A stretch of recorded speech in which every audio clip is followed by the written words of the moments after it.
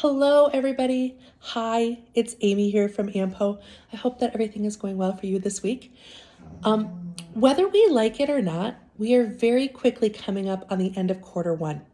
One quarter of this year is just about done.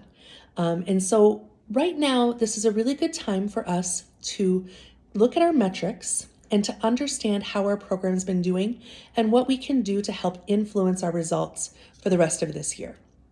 So you might need to do this maybe in the next couple of weeks. You're going to need to generate a report like this for maybe your supervisor, maybe your board of directors, maybe a funding partner. Maybe it's a grant funding partner or a United Way.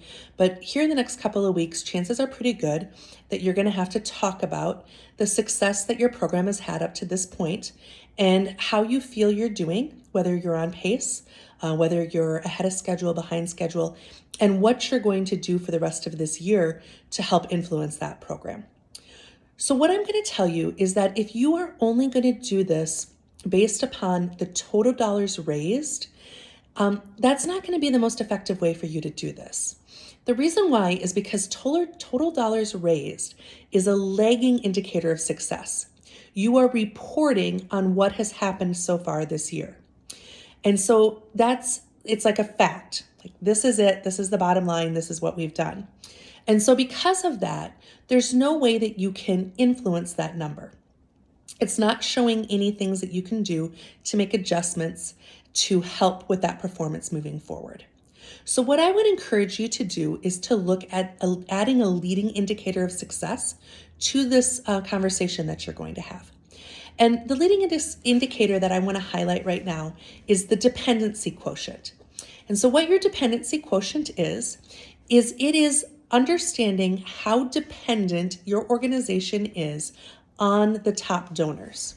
So what you should do is run a report of your top 5 to 10 donors over the past 5 years. So who are the donors that have given you the most money in the last 5 years? This might be a grant partner. Maybe you received a bequest. Maybe this is a United Way funds. Maybe these are some major gifts.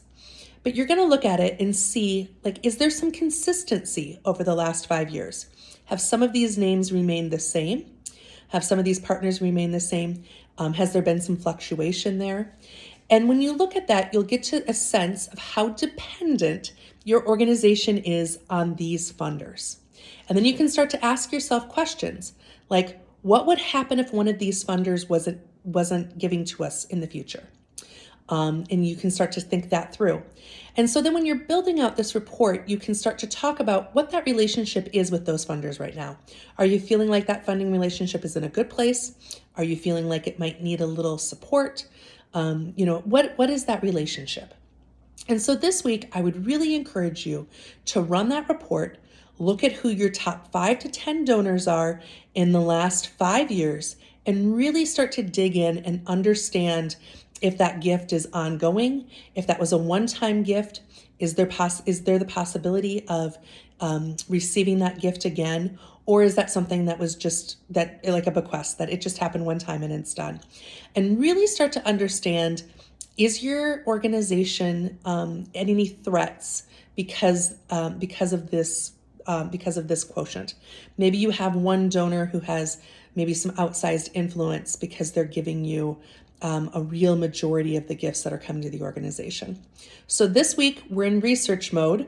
We're kind of in that detective business where we're going to go in and we're going to learn as much as we can about the organizations that have given the most to us and what our relationship status is with them. And then next week, we'll talk a little bit more about some formulas that you can work on and how you can really look at this, in another way.